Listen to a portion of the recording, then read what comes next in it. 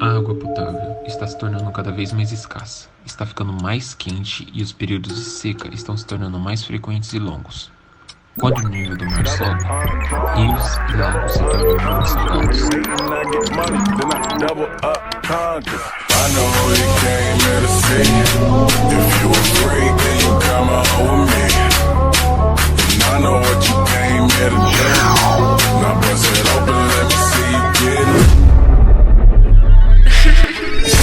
Semana Tecnológica.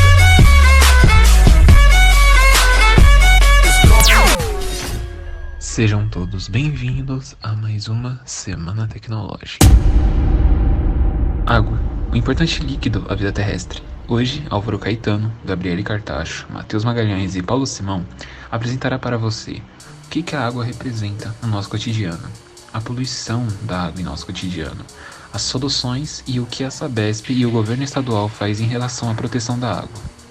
O Sistema Nacional de Meteorologia SNM emitiu na sexta, dia 28 de maio, um alerta de emergência hídrica entre junho e setembro para 5 estados: Minas Gerais, Goiás, Mato Grosso do Sul, São Paulo e Paraná.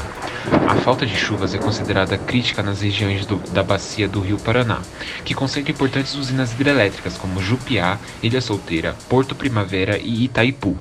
O comunicado se soma a uma sequência de notícias que expõem uma das piores secas que o país já enfrentou, concentrada na região centro-sul. As causas mais comuns para a crise hídrica no Brasil e no mundo são o desperdício da água, diminuição do nível de chuva e o crescimento do uso da água devido ao crescimento populacional, crescimento da indústria e da agricultura. Além disso, o nosso planeta é composto em sua maioria por água do mar. Apesar do grande volume e da possibilidade de dessalinização da água, um modelo que inclusive já é implementado no Brasil desde 2004, apesar de grande potencial dessa prática, o problema da crise hídrica é muito mais complexo e exige uma série de medidas para ser contornado. Todos nós devemos fazer pelo menos o mínimo para ajudar a ter água para o futuro. Água, um líquido tão importante para um planeta inteiro e sendo tão mal usada como se fosse algo infinito. Simples atos que para o futuro se tornam essenciais, e por isso, hoje vou mostrar o que eu e os meus vizinhos fazem para poder diminuir esse impacto no meio ambiente, ajudando não só a economizar como não poluir e algumas informações importantes. Aqui em casa temos muitas plantas, tanto no jardim quanto no quintal, e para não gastar água utilizamos do recurso que a própria natureza nos entrega, a chuva. Pegamos o barril velho e forramos com saco plástico e deixamos na laje quando vemos que vai chover. Após a chuva, tampamos e guardamos para que sempre tenha água limpa para regar as plantas. Depois pegamos um pulverizador e regamos as plantas. Em entrevista com alguns vizinhos do bairro, fiz uma pesquisa sobre o que cada um faz para economizar água, sendo eles lavar a calçada e garagem com balde, limitando o uso de água e reutilizando água vinda de outras fontes, utilizar água de roupas mais brancas e limpas para lavar outras roupas, usar água de cozimento de verdura para regar plantas, água fria, redução do tempo de banho além de desligar o chuveiro quando for lavar o cabelo ou se ensaboar. Ao trocar a água do aquário, utilizar a água para regar as plantas. A água do aquário é rica em nitrogênio, essencial para a fotossíntese, além de fósforo e potássio, que fortalecem as plantas agindo como fertilizantes. Ter plantas em casa e até jardim. Além de enfeitar a sua casa, deixa o ar mais úmido e limpo. Também te impulsiona a reutilizar a água. E claro, nem toda residência é igual, mas tem sim como fazer o mínimo para o meio ambiente. Tente procurar inovações no seu dia para sempre evoluir e poder melhorar a qualidade de vida no nosso planeta. Olá, sou a Gabriele Cartacho e irei apresentar-lhes os meios pelos quais podemos poluir esse líquido tão importante para a nossa vida: a água. Há 3 tipos de poluição: a eutrofização, a bioacumulação e o derramamento de petróleo. Para a gente entender um pouco melhor, irei me aprofundar um pouquinho em cada um desses tópicos. Vamos lá! Para entendermos melhor o que significa eutrofização, vamos antes entender o que significa esta palavrinha. A palavrinha eutrofização vem de eu, que é bem, bastante, e trofização, que vem de trófos, que significa nutrição. Então, eutrofização significa muitos nutrientes, bastante nutrientes, grande concentração de nutrientes, ok? Mas você deve estar se perguntando, nossa, mas muitos nutrientes não é uma coisa boa? Eu tenho que te dizer que não. Como que isso acontece e por que isso é uma coisa ruim? O excesso de nutrientes na água acontece quando jogamos lixo orgânico na água, como restos de comida, esgotos que são jogados em lugares que não são próprios, como rios, lagos. Esses restos orgânicos que nós humanos jogamos nos rios são responsáveis por uma maior concentração de nutrientes na água. E essa quantidade de nutrientes grande, ela é um paraíso para alguns tipos de algas e bactérias aeróbias. Tanto as bactérias aeróbias quanto as algas se alimentam de nutrientes. Então, quando um lago ou um rio sofre de eutrofização, esses organismos vão para lá ou começam a crescer ali, pois é um ambiente muito favorável para eles. Só que essa mistura de algas com as bactérias aeróbias cria um grande desequilíbrio no ambiente aquático. Por quê? As algas, elas se encontram na superfície, elas tampam a superfície da água, impedindo a luz do sol de chegar até as plantas no fundo daquele ambiente, daquele lago, daquele rio. Então o sol ele não passa pela água, porque as algas fazem uma barreira. E quais são as consequências disso? Não há mais fotossíntese. As plantinhas que ficam no fundo do mar, do lago, do rio, não conseguem mais sobreviver. Então, os organismos, os animais que se alimentam dessas plantinhas também já não têm mais como se alimentar. E as bactérias aeróbias, elas agem na diminuição do oxigênio, porque elas precisam do oxigênio para sobreviver. Então, elas acabam consumindo todo o oxigênio que está presente na água, o que acaba, mais uma vez, matando muitos organismos e gerando um total desequilíbrio. E essa grande quantidade de morte que acontece nesse ambiente aquático, acaba gerando uma grande quantidade de decomposição. E aí que vem as bactérias anaeróbias, que fazem a decomposição desses animais que morreram, peixes, plantas. E para realizarem essa decomposição, as bactérias anaeróbias, elas soltam toxinas. Resultado: aquele rio, aquele lago cheio de biodiversidade, que você conseguia ver os peixes nadando, a água limpa, se tornou um grande cemitério e altamente tóxico. Então, se porventura alguma pessoa beber dessa água, há grande chance dela contrair alguma patologia, alguma doença. Macrófitos são pequenas plantas que ficam lá no fundo do mar, do lago, do rio, e elas são a base da cadeia alimentar. São pequenas plantinhas. E quando elas assimilam esses produtos químicos ficam no seu interior. Então, quando um peixinho vem e come essa planta, ele acaba ingerindo também esse produto químico.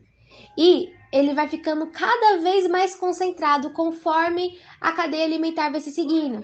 Então, aquele peixinho pequeno comeu a planta, aquele produto químico ficou mais forte, mais concentrado. Então, quando um peixe maior vem e come o peixe pequeno, fica ainda mais concentrado. E isso vai se elevando, seguindo, até que nós, seres humanos, os últimos na cadeia alimentar, pescamos o peixe e o comemos.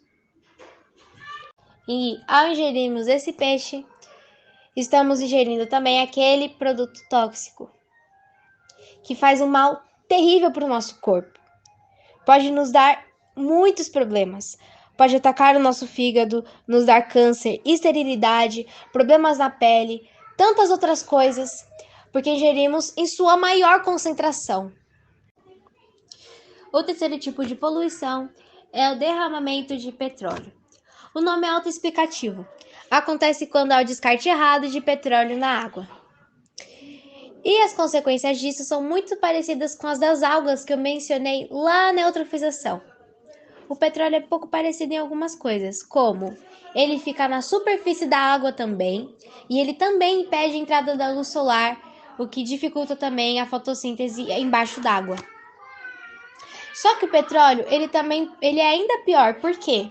Porque ele pode, além de ele dificultar a fotossíntese embaixo d'água, porque é impossível a luz do sol passar por através dele.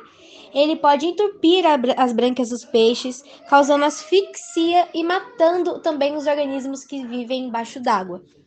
Além disso, também há grande morte por parte das aves marinhas. Por quê? Essas aves, elas controlam a sua temperatura corporal através das penas. Para elas conseguirem se aquecer, elas absorvem o calor através de suas penas. E quando elas têm contato com o petróleo, ele faz uma camada ao redor de suas penas, fazendo com que as aves não consigam mais voar e matando-as de frio, porque elas não conseguem mais chegar no seu equilíbrio térmico. Dessa maneira, devemos nos atentar muito em relação a para onde o nosso lixo está indo, para onde o nosso esgoto está indo, para que não haja nenhum desses 3 tipos de poluições. Devemos estar sempre alertas, porque mesmo uma pequena ação nossa acaba virando uma grande coisa quando vários de nós realizam a mesma pequena ação. Então, o descarte errado de lixo, de esgoto, de produtos químicos, até mesmo de petróleo, mata. Devemos nos lembrar que 70% do nosso planeta é coberto por água. Então devemos tomar cuidado dessa riqueza tão grande que a gente tem e da nossa grande biodiversidade nos mares, nos lagos. Vamos cuidar da nossa água. Bem, para solucionar esses problemas situados em nosso cotidiano, pensamos aqui em algumas soluções que são possíveis e também fáceis, começando com aquela que é a mais importante, que é a conscientização. Quando conscientizamos um grande grupo de pessoas em relação a um tema, fazemos com que elas reflitam sobre si e seus atos. Tendo isso em mente, a conscientização em relação à proteção da água vem por meio de ensinarmos o quanto a água é importante à vida terrestre. E lógico, também para nós, seres humanos que não estamos fora deste conjunto, beleza? Então, é ensinando as pessoas a importância da água que fará com que elas girem a chave e percebam o quanto este líquido é importante para elas e para a vida como um todo. A água é importante porque, sem ela, o nosso organismo e o organismo da maioria dos seres vivos não funcionam. Mas vocês sabem o porquê? Isso ocorre porque a água ela tem funções vitais para os organismos vivos, como transportar substâncias e nutrientes para todo o organismo, regular a temperatura do corpo, já que ela tem um calor específico alto, e é por isso que suamos quando nossa temperatura corporal está alta. Ela também expulsa substâncias que o organismo não utilizará mais pela urina. Sendo assim, por todos esses motivos, a água é o líquido considerado da vida. E por isso, devemos cuidar deste bem para que nós e os outros seres não sofram no futuro próximo. Portanto, esta é a primeira e a principal solução, onde pessoas são conscientizadas quando percebem qual a importância do assunto na vida delas e de outras pessoas. Ou seja, quando elas são realmente ensinadas sobre a importância do assunto do qual estamos falando aqui, que é a água. E vale ressaltar que este ensinamento deve ser propagado desde escolas até em grandes mídias sociais, para que isso tenha mais força. Já para ver a segunda e última solução, é necessário que a grande parte das pessoas tenham em mente a importância da água, já que aqui é a massa de pessoas que vai atuar nessa solução. Esta solução consiste em pressionar órgãos públicos para melhorar as condições de rios e córregos na cidade que se encontram poluídos, principalmente em algumas periferias que há um mau tratamento de esgoto. É melhorando a qualidade da água na cidade e também em periferias, por meio de ações dos órgãos públicos e com a pressão da população, que estaremos de fato cuidando da água e também melhorando a qualidade da cidade. Então, dando um resumo geral, com as pessoas conscientizadas em relação à importância da água, fará com que elas repensem suas ações e acabem por cuidar mais da água de fato, economizando, reutilizando, não poluindo, entre outras ações. E com o melhor tratamento de córregos e rios na cidade e em periferias, fará com que a água para uma maior parte da população tenha qualidade e com que a cidade ganhe uma nova cara. Deste modo, concluo que cuidar da água é cuidar da vida em geral. A Sabesp, Companhia de Saneamento Básico do Estado de São Paulo, também incentiva a economia de água por meio de dicas à população, como, por exemplo, tomar banho racionalizando o máximo possível de água, escovar os dentes e fazer a barba com a torneira fechada, e lavar os carros e a calçada com baldes ao invés de usar mangueiras. Outras dicas como essa a gente pode achar no próprio site dele, no site da Sabesp. Vale ressaltar que o governo, por meio da Operação Corta-Fogo, incentiva a proteção florestal e isso indiretamente resulta na proteção à água em relação à sua quantidade, já que essa operação consiste em combater as queimadas que ocorrem na vegetação. E por conta da vegetação emitir bastante umidade na atmosfera, isso ajuda a não deixar o clima mais seco e também fazer com que as represas não sequem por inteiras. O governo de São Paulo, desde tempos atrás, vem tentando incentivar a população a economizar água com determinadas ações, como, por exemplo, o Programa de Uso Racional da Água, que consiste em intervenções físicas com a substituição de equipamentos sanitários e conscientização por meio de palestras e treinamentos, e a Operação Corta-Fogo, que é um sistema estadual de prevenção e combate a incêndios florestais, com a competência para desempenhar ações de prevenção, controle, fiscalização e combate aos incêndios em áreas com a cobertura vegetal.